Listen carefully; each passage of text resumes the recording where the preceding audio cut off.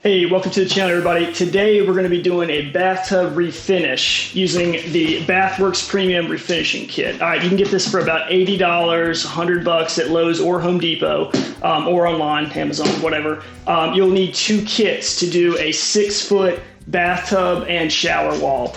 All right, so we're going to look at the before and after. I already did the bottom of the tub, so you can see how clean that looks versus the top, which is a nasty yellow. So we're going to look at a few things that you'll need to provide that the kit does not come with. Okay, so number one, you got steel wool.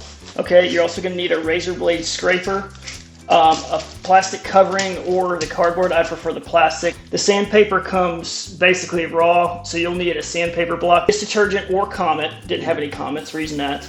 Painter's tape, safety glasses, paper towels. I would get extra gloves. It only comes with a few. Here's another scraper, and definitely 100% a respirator. All right, also a shop vac, and if you're going to be replacing the drain, a new drain. All right, so after you get all your supplies, the first step is cleaning the tub thoroughly with either Comet or detergent. You want to make sure you get all foreign materials, soap scum, old hair, if you got a woman in the house, obviously any toys or razor blades or anything, you want to get those out of the tub, but you really want to make sure the surface is as clean as possible to prevent premature failure. All right, number two is we're going to mix the etching compound that comes with the kit. You want to make a paste that you'll apply over the surface of the bathtub. I highly recommend putting on gloves and safety glasses, as this can do a lot of damage to your eyes. So step number three, we're going to be sanding the surface. The goal here is to get it as smooth as possible. Any foreign objects or raised areas will cause a premature failure of the coating itself.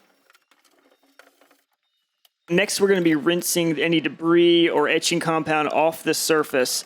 It is very important to do this thoroughly, so I would suggest doing it several times. You want a completely clear surface. Do not leave anything on it.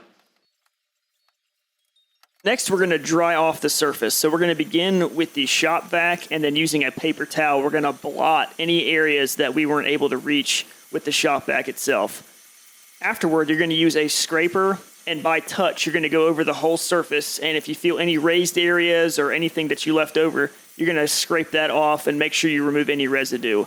The surface prep on this project is extremely important because that's either going to make or break the product itself. Next, we're going to mask off any areas we don't want covered. So using the tack cloth provided, you want to wipe down the entire surface. So the tack cloth is basically a cloth that's tacky. Imagine that, right? This basically picks up any remaining dirt or foreign objects off the surface. Think of it like when you're putting a screen protector on your phone and they give you a little sticker to kind of blot off all the little hairs and dust on there. It's the same concept. I would highly suggest wearing gloves, which I did not do in this video because your hands remain sticky for the rest of the day. Now, with the primer provided, you're going to want to dump that onto a paper towel and apply that to the surface as well.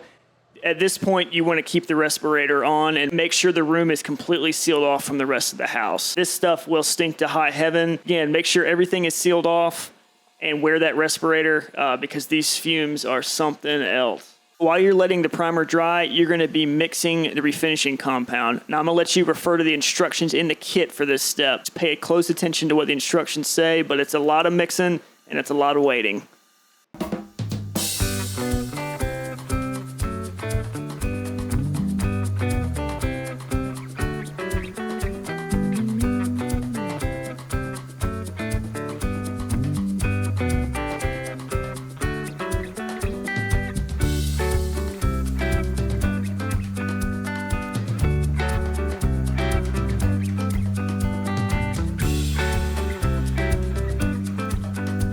Congratulations, guys, you made it to the last step. So after our mixture is set up, we're going to pour it into the paint tray and use firstly the foam brush to get any corners or nooks and crannies, I feel old saying that the roller can't get to. All right, then we're going to follow up with the provided roller and finish up. Now make sure you start with the walls and work your way down. All right, I hope you guys have learned something from this video. If you have, please do hit that like button, and to find your way back for more projects, hit that subscribe button. All right, we'll see you in the next one.